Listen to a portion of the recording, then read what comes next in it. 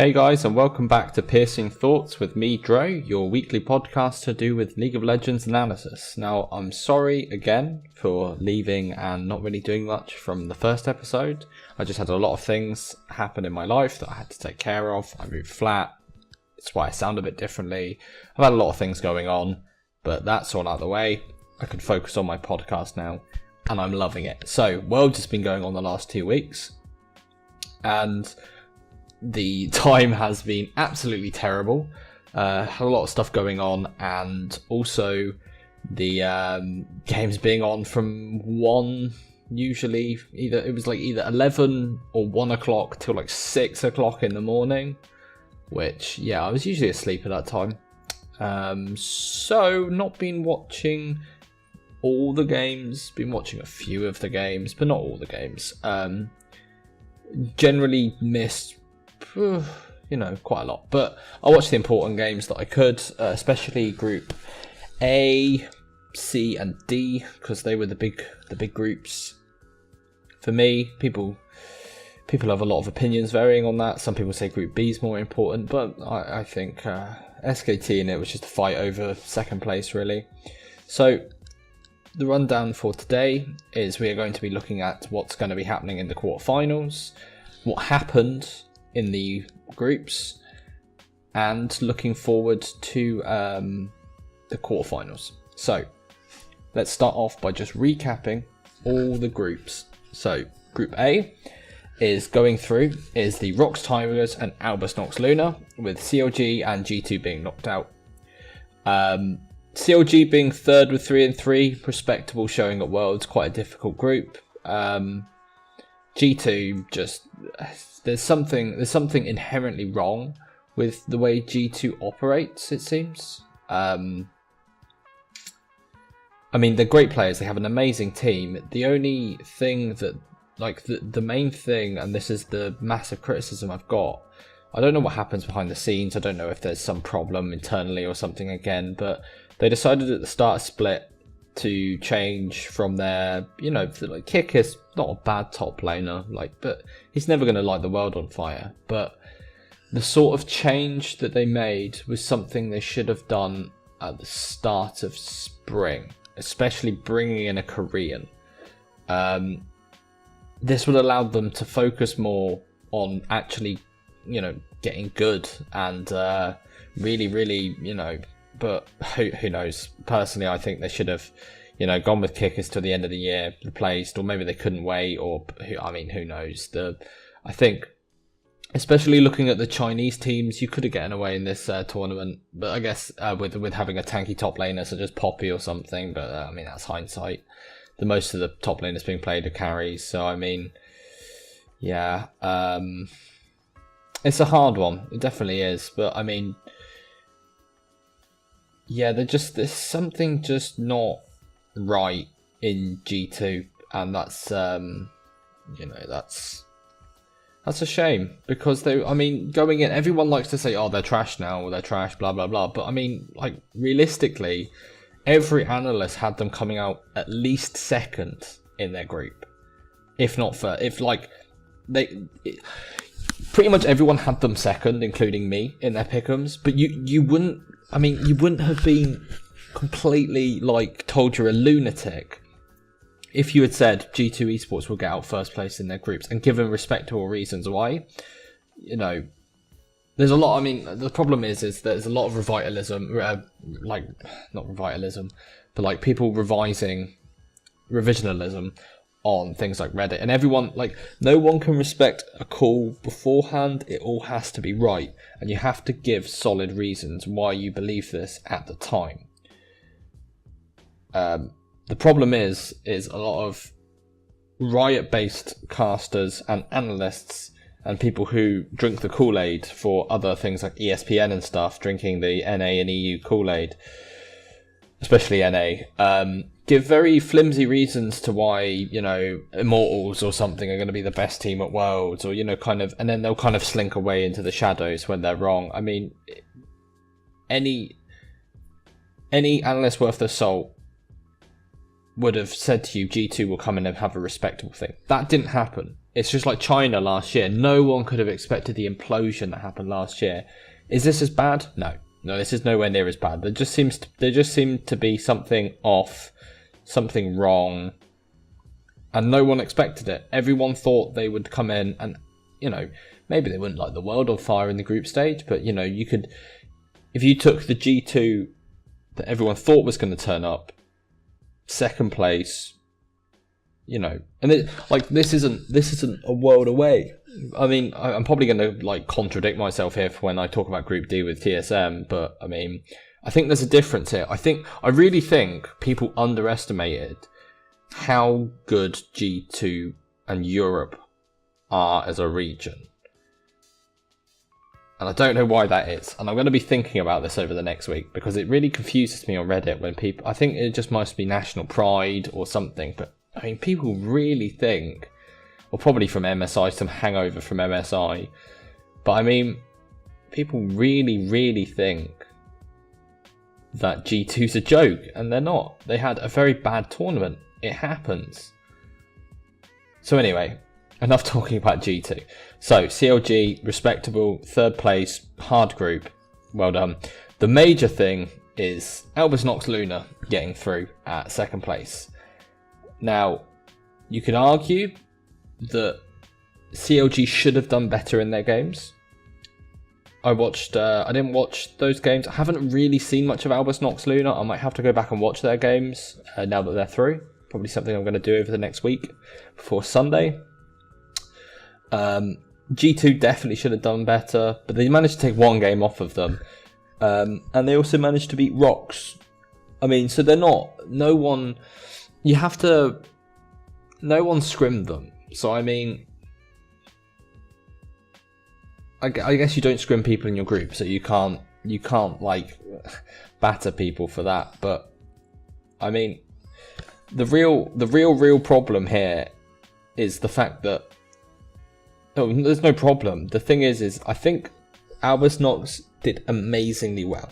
But they did as well as maybe a third place EU team, or a third place Chinese team. They did really well. No one's arguing that. But I think people are blowing it out of proportion. I think it's great. I think it's amazing for wildcard, and I mean, they are basically European. They're Ukrainian or something, Russian, Ukrainian. I mean, basically EU, and they all play on EU West anyway. It's like Turkey. But I mean, and they've also been one of the best wildcard regions. It's phenomenal what they've done. But I think if you put them in, Group C, do they get out that group? Maybe they do, but I don't know. They seem to have very good scouting. They seem to have very good coordination and teamwork. So big massive props to them, but we'll see what happens against H2K in the thing. And Rox winning. Yeah, they looked a bit shaky though. They didn't look 100%, so I mean, we'll see what happens there. So Group B, we've got SKT, Cloud9, IMA and Flash Wolves. I was very disappointed in the Flash Wolves. I had them actually pegged to come second, with C9 just missing out and then IMA getting top spot.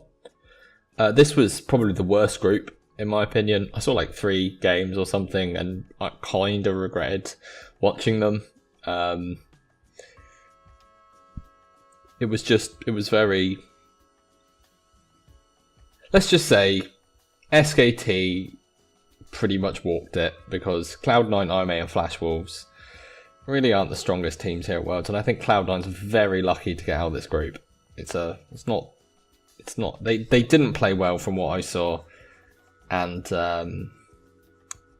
yeah, and IMA and Flash Wolves have massive problems when it comes to playing League of Legends. So I mean, there's not really much to say about this group apart from maybe I could touch upon SKT. I mean, they had some unusual picks going on. Their pick ban looks a bit shaky, but maybe they're just trying stuff, because they probably knew that they'd walk this group, and they did. They only lost one game against the Flash Wolves. Again, I haven't really seen many of Week 1's games, so I didn't really get to see that. But I'll probably, be going to go back and watch a few of them. So yeah, Group C, H2K, EDG, AHQ, and INTS. So H2K going on the improbable run with the 4-2, the 4-0 week. You know, the three in the regular and the one tiebreaker. Absolutely phenomenal run. Really was. It was great to see. It's been a year in the making, this, and if they're clicking, this is kind of a little bit worrying, because I mean they're on the easy side of the group, and I'll get into that later. But just say for the group that I watched all 3 games. I watched the 2 games against EDG. That's what I watched, and they looked good. And I'm not like, you know, kind to raise them up, but they looked on point. The errors from week 1 were gone. They looked sharp. Their rise play is especially very good, and in my opinion is ban-worthy against them. They've got the top lane meta sorted. Odoamne's is very good Rumble, very good Kennen, very good Gnar, very good... one sec, let me just scroll it up here. What's the other ones? I mean, you can play Poppy in a pinch. The only one I actually haven't seen him play is Jace. But, I mean, I would not argue that he couldn't play Jace. He's a very, very solid top laner. He usually has a good like level. He's a very level top laner. He never, you know, he sometimes, especially on like Rumble and things, and Kennen will come out with an extraordinary play, but it will never be like a 1 versus 3. You know, he's a very good player. EDG, China's number 1. They did well. Didn't do as well as they should have done, but they did well. And HQ and INTS,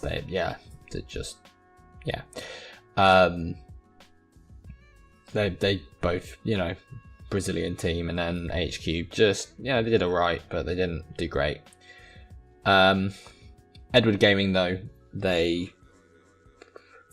didn't look bad, but they didn't look like they would cause... Are they up against Rocks? I think they're up against Rocks. I don't think they'd cause Rocks many problems. H2K play very Korean-like. And yeah, I can't see EDG giving them much problems. They're so reliant on Poppy in the top lane. I think they play Poppy like every game. I think if you just Rocks, you just ban Poppy, and then... Yeah, because I mean Looper just doesn't seem that strong. So yeah. And then Group D, we've got Samsung, Royal Never Give Up, Team Solo Mid, and Splyce. I got this wrong. I had Samsung Galaxy, Splyce, Team Solo Mid, Royal.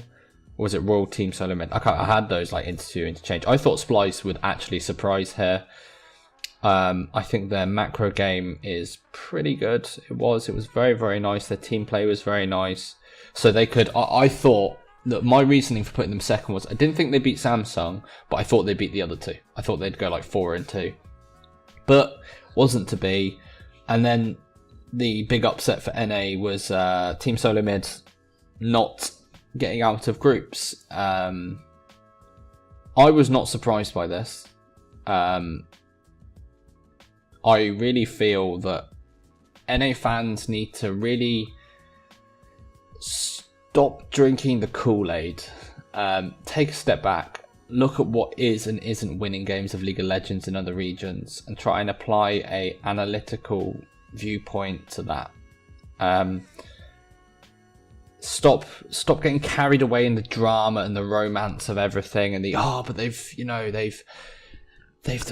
practiced really hard. Yeah, but Koreans practice hard, like if not harder. They have, I know they've done loads of, they almost did like a Korean-esque style of practice, but I mean, from what I'm hearing, there's a lot of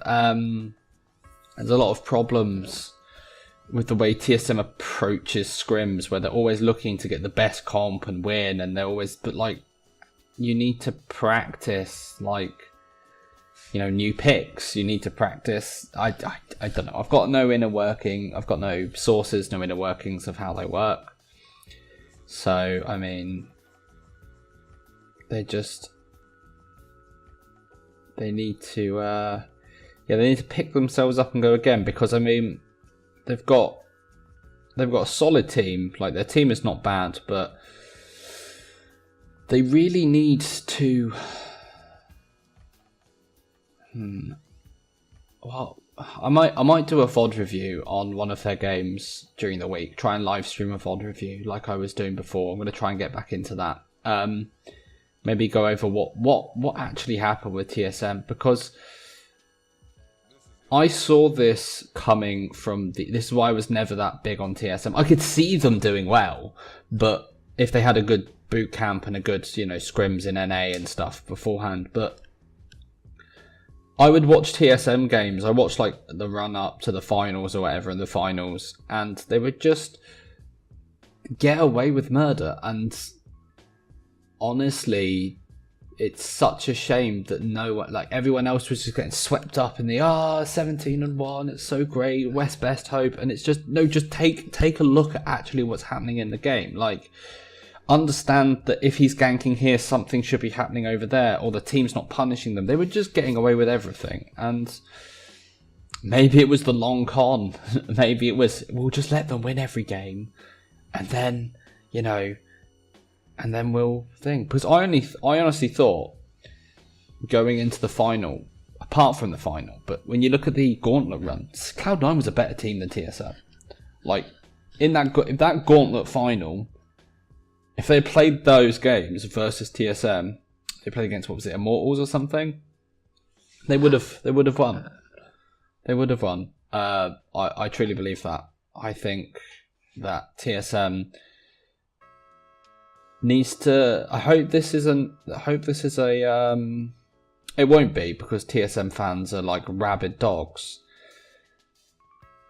But you need to curb your enthusiasm. You need to take a step back. You need to have a look at what's actually, going on, and actually kind of have a look at how your team is actually operating. Because if you start like believing in the hype, because I mean, this is what you have to understand. ESPN, GameSpot, all these people that put out all these power rankings, the reason they put TSM so high is to appease you, because at the end of the day, they want clicks, and Riot wants you to actually watch the event, so they're going to overhype TSM, and they're going to, it's the West best dream, and Freak and Jat are going to get their little shirts on, and go, TSM, it's, but then they're going to pretend like they're not that way, which is a story for another time. Let's not talk about that now, but you really need to take a step back and actually look at the games, and not just kind of put your hands over your eyes and go, oh no, they're brilliant. It's something very, how to put it, you need to really take a look. It's the same thing that happened with Fnatic last year, where I am a huge Fnatic fan, and I've even worked with them, which was amazing. And coming into Worlds last year, and after that week one disappointment, like the kind of the thing, yeah, I thought, I didn't think they'd take the whole tournament by storm, but I thought they'd do well, and they did do well. And they actually did very well against Rox, and people seem to forget that they actually, like, it was 3-0, but it was tit for tat a lot of the time until the last game. Like, there was a lot of the first two games were very close, if I remember correctly. I might have the second game that wasn't so close, but like the first game especially, for a while was on a knife's edge. But I mean, if you go in there and you think that your team will win the competition, you have to be damn well sure that they're either Korean or they look good. And TSM, unfortunately, didn't look good. So that's the end of the first part. We're going to be, in the next part, we're going to be looking forward to the quarterfinals and talking about picks. So I'll see you in a minute. So this is where I would put a sponsor plug, if I finally ever get one, when I start releasing more and more episodes, hopefully, fingers crossed. So instead I'm going to plug something that I think is worth plugging a free promotion to, and that free thing is lolesportswikis.com. This is the one-stop shop for all your league analysis and data needs.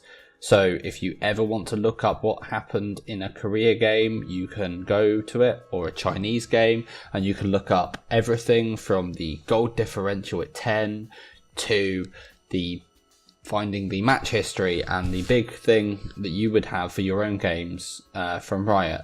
So that's lolesportswiki.com for all your esports needs.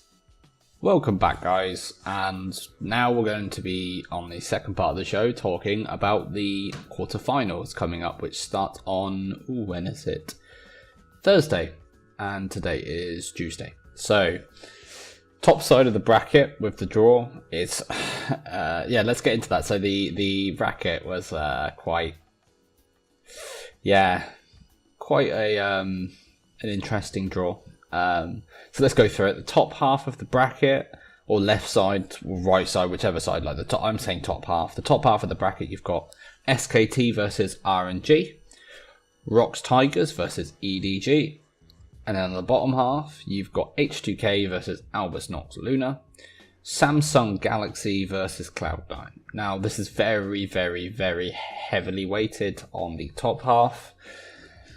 So we might get a mismatch for the finals, and the general consensus and my thoughts echo this is whoever wins the top half of the bracket is probably going to win the unless, of course, like, I don't know, both Chinese teams get through and we just have Chinese teams being China, because that's their 1 in 3 games, isn't it? You know, an international level. They'll both play amazingly against SKT and ROX, and then just have a complete and utter blowout against each other, and then just like completely do the same in the final. You know, it'll be, you know. So we've got that's the top half of the bracket. My predictions for it are going to be SKT and ROX, and then ROX winning the semis and going on to the final. The bottom half of the bracket is a lot more it's a lot more interesting because you've got H2K versus Albus Nox Luna and Samsung versus Cloud9. Now, my prediction is H2K and Samsung going through, with H2K going to the finals. Now, I think a little bit of that is, I have Samsung and H2K in my mind pretty level. Now, I had Samsung going through first place in my things, but I think H2K is getting their stuff together, and I don't think Samsung are a team to be I think it'll be very close, but I think H2K will just pip it with they've got a similar style to Samsung with the late game, and I think they've got probably just like, I think Samsung are better in the fights, but I think H2K will, in more games than not, get enough advantages to be able to close it out. So that's why I'm going for H2K, and I think that I've put ROX to win the final, but that is looking less likely. But we'll see what happens in quarterfinals. But Albus Nox Luna versus H2K.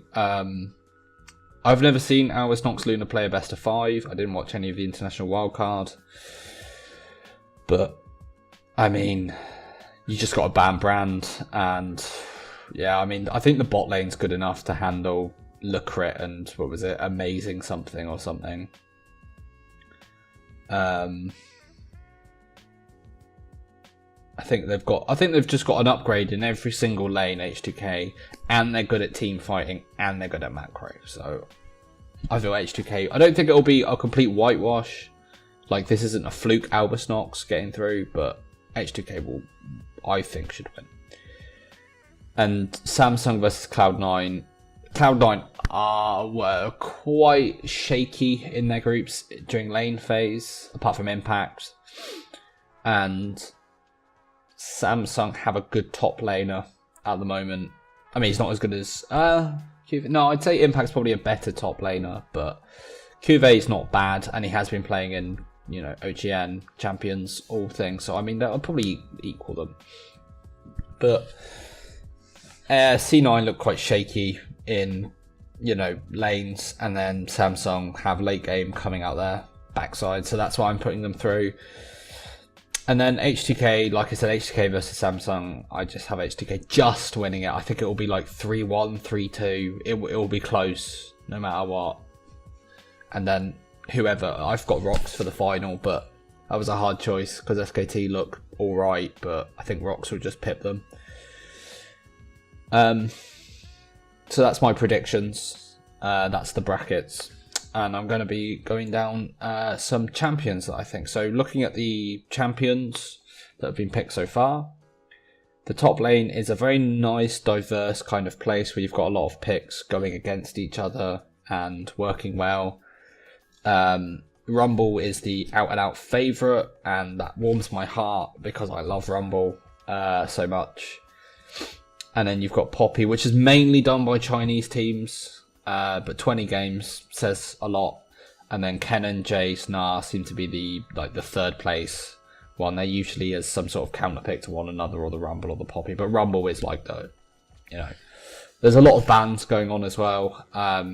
Unfortunately, I can't see the bans at the moment, but they're the main picks, and it's very carry or anti-carry orientated, with the Poppy in there and the Gnar to kind of flatline things out. There's a few Echoes and a few Trundles, but I mean, those are the main five. And it's quite a nice little diverse bunch. Top lane does that. When you get into the standard lanes as top laner, a lot of stuff can be run, and it's nice because top lane's very diverse with its matchups. But very happy to see a more team fighting more team fighting style come through for top lane. It's very nice to see. So jungle, lots of Nidalee bans if I remember. Lots of jungle bans. The main 3-4 champions that are getting through are Elise, Lee Sin, Olaf, Rek'Sai. They're the big ones getting through. And then there's a few oddballs around, but they're the main ones. The one I will not understand, I can see Elise, Olaf, Rek'Sai, and the Nidalee getting banned. The one I will not understand is the Olaf. I do not understand why people are playing this. It's got a 50% win rate. It's literally like tossing a coin. He just farms and then kind of comes out of the jungle, and he's kind of big. But like, he just doesn't, for me, he just doesn't really do anything. Really doesn't. If someone please comment below and tell me why they think Olaf's being picked. I've watched a few games with Olaf and I'm not impressed. Really not impressed. It just is a big ball of meat that runs at people. And I'd rather have literally anyone like Skarner, like at least he does something, Olaf just gets tanky and just kind of stands there, I could understand if all the junglers are off the table, but not all of them are. I mean, sorry. Oh, sorry. I mean, it's pretty hard to do that, so yeah. And then on to mid lane. Most played champion is Cassiopeia, which is very surprising. Of course, I can't see these by who played them or what games, but I mean, there's a lot of champions being played, a lot of champions in mid being played, but Cassiopeia 15 games. That's probably a lot of people scrim with it. I mean, Syndra, Ryze, Aurelion, Soul seem to be like the main three, with like Victor, Vladimir, Malzahar kind of being the other good three there for me, like the kind of the six that you should be looking out for. The Aurelion Sol seems to be shaping the mid lane meta quite a lot and pulling a lot of bans, so yeah, mid lane's very interesting at the moment. Not your usual sort of champions in there at the moment. It's very interesting. Yeah, especially, and if you're playing against Samsung, make sure you ban that Victor, because Crown is a god on that champion. Now, AD carry is pretty, I don't want to say dull, but there's no real focus around which AD carry you need and blocking the champion pool and stuff. So, I mean, a lot of people are playing Ezreal, which surprises me quite a lot. I mean, Chinese teams seem to be making it work, but that might be on their proficiency for it. The main two that are winning really hard are Jin, Caitlyn, and that's just range. I mean, especially people like H2K and who else? Rocks. I say have Caitlyn and Jin like down very well. I mean, I don't understand a lot of the picks for AD carry being Ezreal. I really don't. He's not that safe of a laner. He can be safe, but he needs too much gold and too much time, and he's pretty much a lost lane, and I don't see why you'd pick a losing lane in this meta. And then with support, Alistar is just completely tearing stuff up, and something I've been saying for a long while is Alistar is strong. Even into range supports, he just loves to batter people about. I think the one pick that is a good strong pick into him is Taric, and no one's picking up Taric apart from Leclerc. People are putting too much focus around not using it as a counter pick well enough. I think too many people are going for the old kind of, oh, we need a thingy into him. Well, it's obviously not working, a range support into him. They're too squishy. His laning phase is still good. He can get kills. He can Q flash. Like, he has a good heal. He has, he nullifies a lane while also making you be able to win it and team fights. Like, really don't. He should be near top priority of the pick. He really should, unless your enemy can play Taric. I don't think he should be picked because Taric's on the board. But if you know that they're not picking Taric, or Taric's off the table, they don't play Taric, Alistar should be top priority. Tahm Kench is also a relatively good pick. There's a lot of pick potential going on in this world, so having the ability to take them away from the fight is very good. So that's all the champions. I've talked about the matchups, I've talked about my predictions, so that's going to be it. Thank you for listening. I'm sorry it's a bit disjointed. I'm trying to get back into the flow of this. I'll be doing one next week after the quarterfinals, so please keep listening, and